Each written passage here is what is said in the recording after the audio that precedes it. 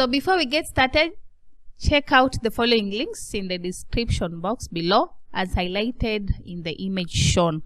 So you'll be able to get our past papers, our link to our official website, link to accreditations, our link to donation page, and contact details in the description. So once you'll be watching a certain video of any lesson or of any past paper, you'll be able to get all these links, and you can be able to get to download past papers, to reach to our official website. You'll be able to see links to our accreditations so that you can see which authorities have accredited us.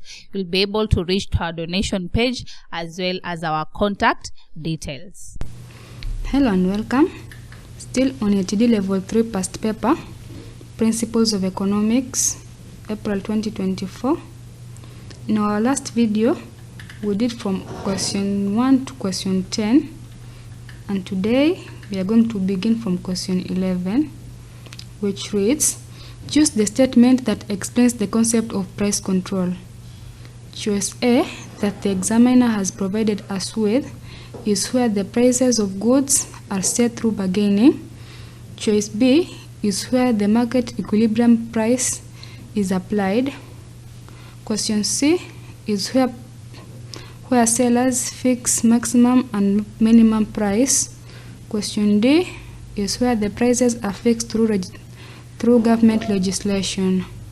Choose the statement that explains the concept of price control. So we are required to define what price control is. And choice A is where prices of goods are set through bargaining. This is a negotiated market. Where prices are determined by the buyers and sellers through negotiations. Choice B is equilibrium price is applied. This is a competitive market.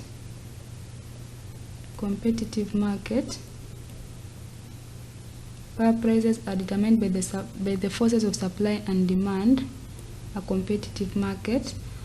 Where sellers fix maximum and minimum prices. These are the types of price controls.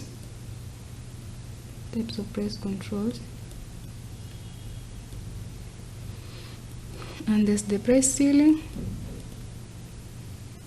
where the price is set below the equilibrium price. And there's the price floor, which the price is set above the equilibrium price. Choice D is where prices are fixed through government legislations. This is now the definition of price control, where the government sets the prices. So our choice or our answer or the best choice here is choice D, where prices are fixed through the government legislation. Question 12 reads, which of the following is not a monetary policy? Which of the following is not a monetary policy? Choice A, open market operation. Choice B, selective credit control. Choice C is the taxation policy. And choice D is the cash ratio. Which of the following is not a monetary policy? We should first know what monetary policy is. Monetary policy, these are the actions of the central bank.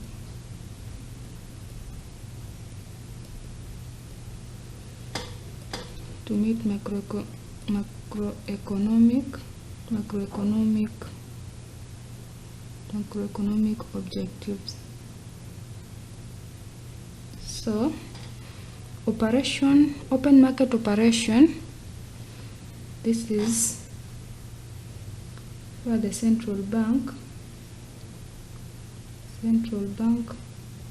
buys and sells government securities. to the open public. Selective credit control. This is where the central bank gives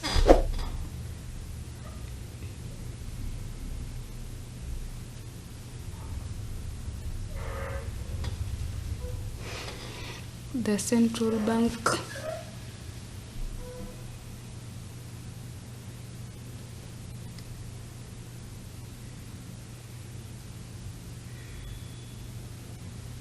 bank gives credit to specific sectors. Then this taxation policies, these are the actions of the government.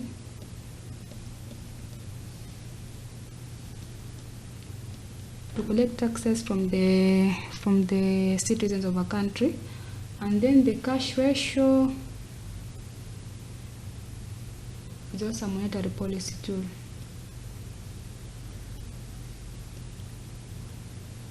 Monetary policy tool to control liquidity.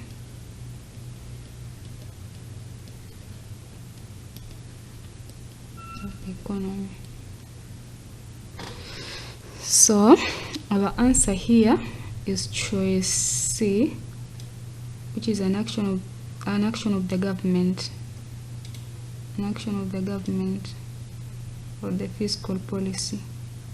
Choice B, choice C is the correct answer. It's not a monetary policy but a fiscal policy. This is a fiscal policy. Action of the government.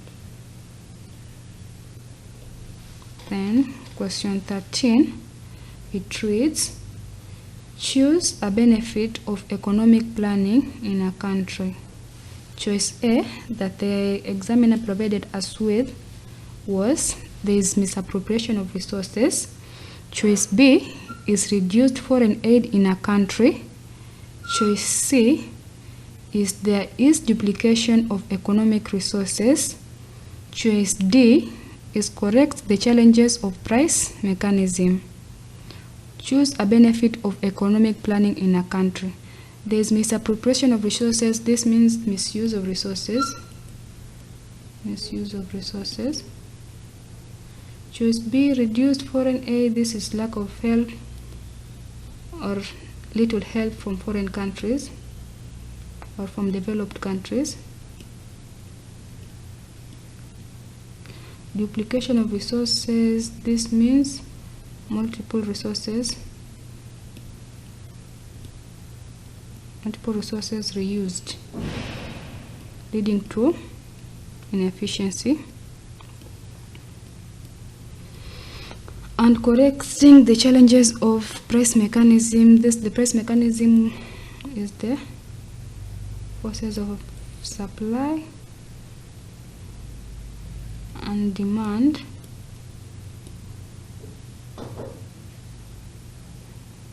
to set the prices of goods and services. So which is a benefit of economic planning? There's misappropriation of resources. This is not a benefit, this is a challenge. The reduced foreign aid, this is also a challenge. There's duplication of resources, this is also wrong. So the correct answer here is choice D. It corrects the challenges of price mechanism.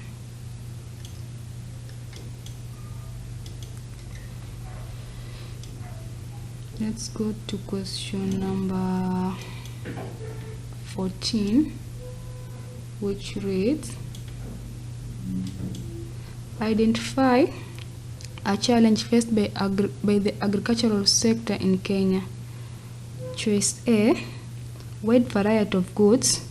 Choice B, changing weather patterns. Choice C, increased government subsidies. Choice D, stable prices. Choice A, a wide variety of goods, that is a benefit. Changing weather patterns, that are a challenge to the agricultural sector. Increased government subsidies, maybe through fertilizers, that's benefit, and choice D, stable prices, is also a benefit of the agricultural sector, because there will be many goods, so the prices will be stable in the economy. So our choice here that's a challenge to the agricultural sector in Kenya is the changing weather patterns, maybe rainfall, not enough rainfall, or wind, drought is a challenge to the agricultural sector. Question 15, it reads, which of the following is not a function of a commercial bank? Which of the following is not a function of a commercial bank? Choice A, lend of last resort. Choice B, accept deposits.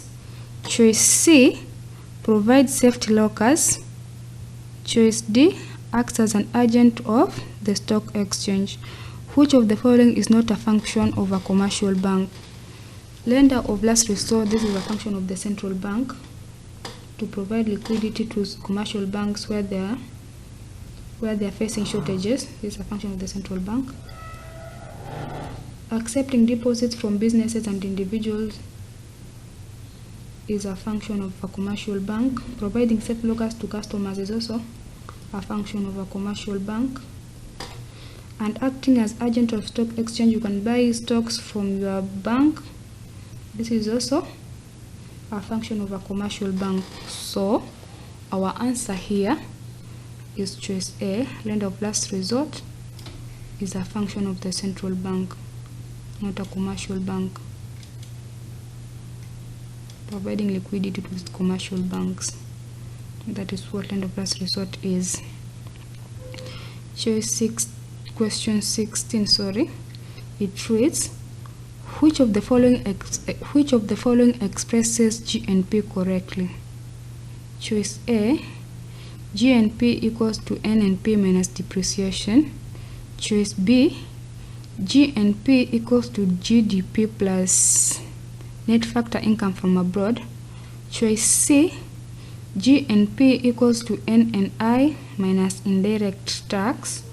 Choice D, GNP equals to GDP minus subsidies plus net factor from abroad. Which of the following which of the following expresses GNP correctly? Choice B is our answer here.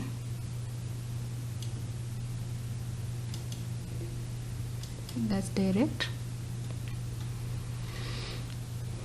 Let's go to the next question. It reads, use the following information given below to answer question 17 and question 18. A farm is producing 10 units of output at a total cost of Kenyan shilling 20,000, with its fixed costs being 10,000 shillings. The farm increased its output to 12 units and the total cost is increased to 25,000. Question 17, it reads, determine the marginal costs of producing the 12th unit of output. I'll copy this question in another worksheet so that we can work it out. Question 17 and 18. Copy and paste it here.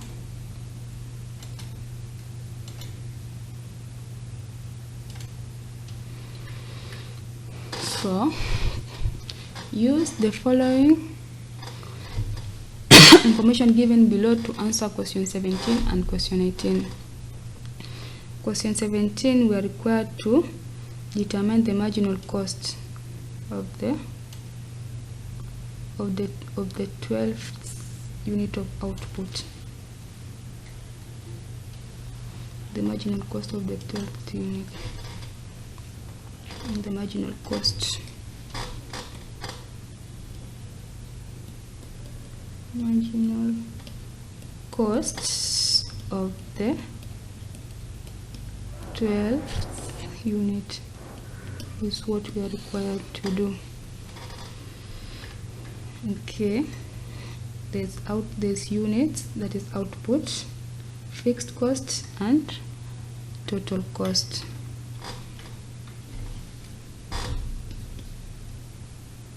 The unit that is output, there's the total cost, and then there's the fixed cost. So our first output, we are given 10 units at a total cost of 20,000. Then the total cost is shillings 20,000 and the fixed cost is shillings 10,000. And then we are told the firm increased its output to 12 units and the total cost increased to 25,000 shillings. 12 units and the total cost increased to Kenyan shillings 25,000. Our fixed cost doesn't change, so it is still 10,000. So we know that marginal cost is equals to the change in total costs with respect to change in output in units. So our change is from 20 to 25,000.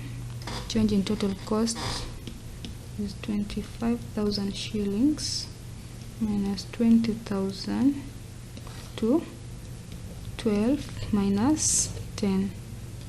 This is 5,000 over 2, which gives us 2,500. So let's go back to our question. It required us to determine the marginal cost of producing the 12th unit of output, and we have gotten our answer as 25,000 or 2,500 shillings. That's our marginal cost. Our question 18 requires us to determine the firm's average variable cost when it produces the 12th unit. Average variable cost. Yeah, we'll try to find the average variable cost, and we know variable cost goes to total cost minus fixed cost, because total cost goes to fixed cost plus variable cost. So for our 10th unit, our variable cost is 20,000 shillings minus 10,000 shillings, which gives us 10,000 Kenyan shillings. And for our 12th unit, the variable cost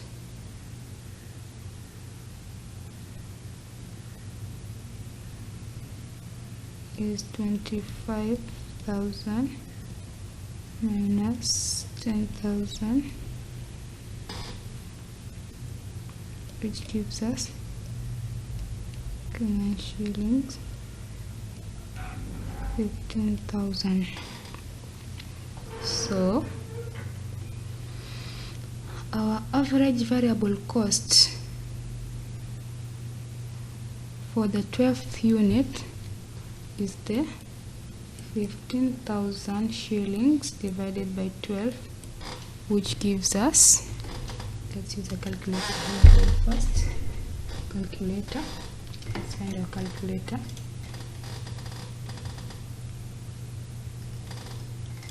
It's 15,000 divided by 12. That gives us 1250. 1250 shillings. So our answer, question 18, requires us to determine the firm's average variable cost when it produces the 12th unit of output, and our answer is C, 1250. Let's move on to question 19, which reads, which of the following is a characteristic of a perfect competition market structure? Characteristics of market competition structure. We know here there are many buyers and sellers. Many buyers and sellers. The units of products here, products are identical or homogeneous.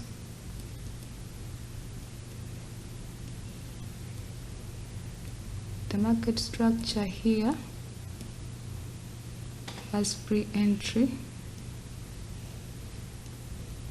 and exit, and the products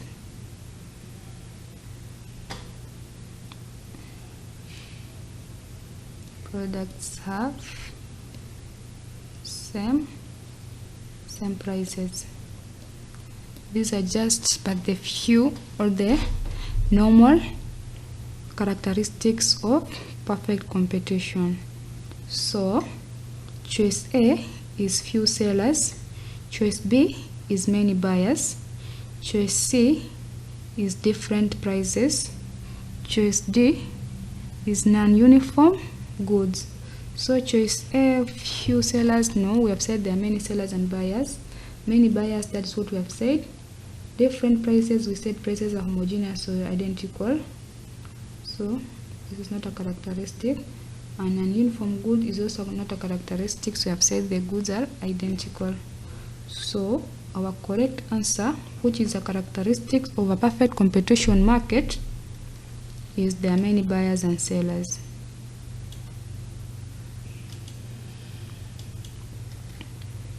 Question number 20. It reads, identify the correct representation of the stages of the law of diminishing returns.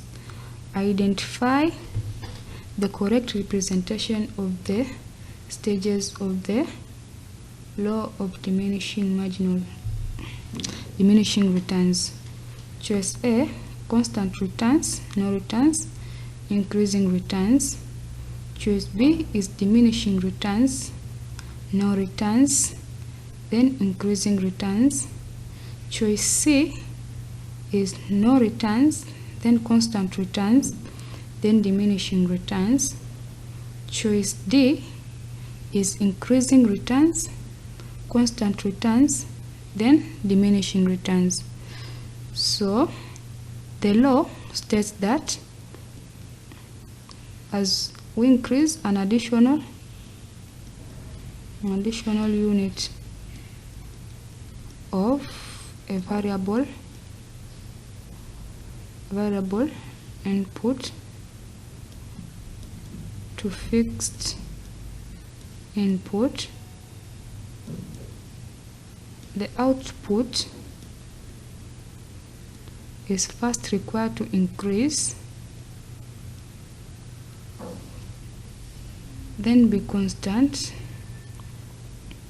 and eventually be negative or diminish.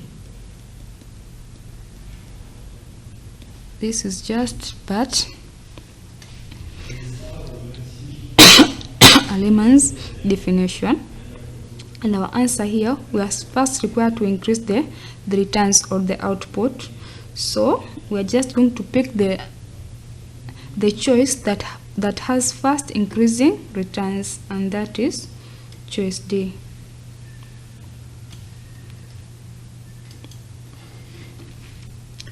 We are going to continue from question 21 in another video. Thank you and see you later. So if you like this video, you can always enroll with us. You'll be able to access more of these revision sessions, and also you'll be able to find well done lectures or pre-recorded videos for all the KASNEB courses as well as CHRP. And in case of anything, you can always reach us out. We have our contact details on the screen. Feel free to call, feel free to WhatsApp anytime. So thank you, and let's meet in our next session.